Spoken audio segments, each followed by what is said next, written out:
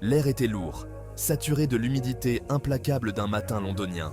La pluie menaçait, une présence constante dans l'air, mais se retenait pour l'instant. Un frisson s'infiltrait à travers les vitres de mon logement de Baker Street.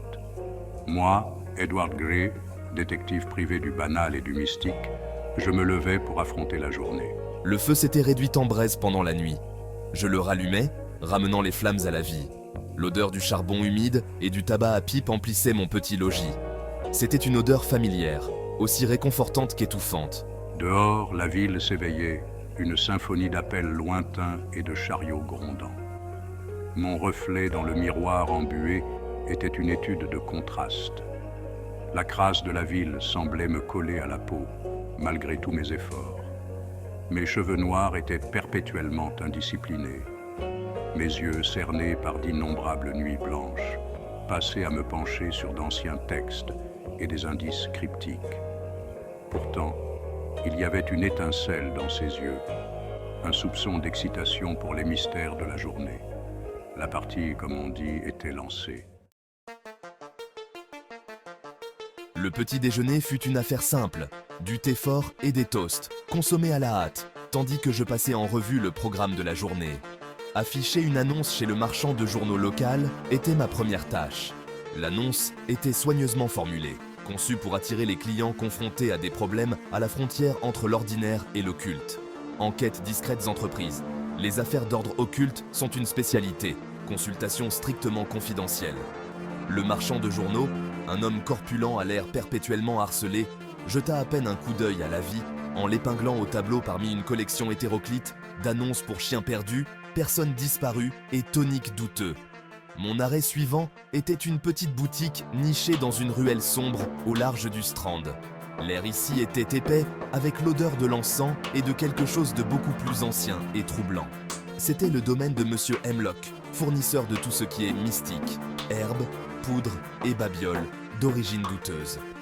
Sa boutique était une véritable mine d'or pour ceux qui savaient ce qu'ils cherchaient et un piège mortel potentiel pour les non-initiés. Ah, Monsieur Gray, me salua Monsieur Hemlock, sa voix un murmure rauque qui semblait émaner des ombres elles-mêmes. Vous cherchez quelque chose pour pimenter votre journée? Juste l'habituel, Monsieur Hemlock, répondis-je en lui tendant une liste. Du romarin pour la protection, de l'encre de sang de dragon et un nouveau stock de ces copeaux d'argent que vous vous procurez. Enfin, vous savez. Il laissa échapper un petit rire, un son sec et cassant. Toujours aussi curieux, n'est-ce pas, Monsieur Gray? Mais il vaut mieux laisser certains secrets enfouis. Il disparut dans les allées labyrinthiques de sa boutique, me laissant parcourir l'assortiment troublant d'artefacts exposés. Un chat momifié me fixait d'un air accusateur depuis sa vitrine. Un crâne humain, gravé de symboles étranges, me souriait depuis une étagère poussiéreuse. Je ne m'attardais jamais dans la boutique de Hemlock plus longtemps que nécessaire. L'air lui-même semblait lourd d'une énergie maléfique. Pendant que j'attendais, mes pensées se tournèrent vers mon affaire en cours. Une série de disparitions inexpliquées sévissait dans la ville depuis des semaines. La police était perplexe, mais des rumeurs de rituels occultes et d'anciennes malédictions avaient commencé à circuler. J'avais été approché par une mère éplorée, prête à tout pour retrouver son fils disparu. Son fils, un érudit en langues anciennes, faisait des recherches sur une secte oubliée dont on disait qu'elle pratiquait la magie du sang. C'était un jeu dangereux que je jouais, en m'aventurant dans les bas-fonds de la ville, mais c'était un jeu que je maîtrisais. La fin de l'après-midi me trouva en train de me préparer pour un tout autre genre de rendez-vous. Ce soir, je devais assister à une réunion des chercheurs de l'invisible, un groupe clandestin d'individus réunis par leur intérêt commun pour l'occulte. Je ne savais pas trop quoi penser des chercheurs. Certains semblaient inoffensifs, des universitaires, des antiquaires, de riches excentriques ayant trop de temps libre.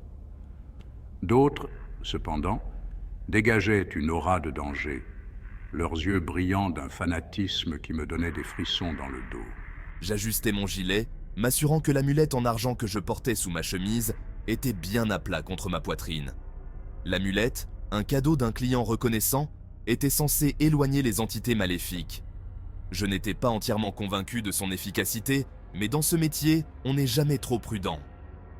La réunion se tenait dans l'arrière-salle d'un pub faiblement éclairé de Whitechapel.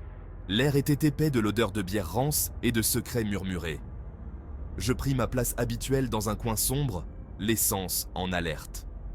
Alors que la salle se remplissait des autres participants, je ne pouvais m'empêcher de penser que le rassemblement de ce soir était différent, que quelque chose d'important était sur le point de se produire.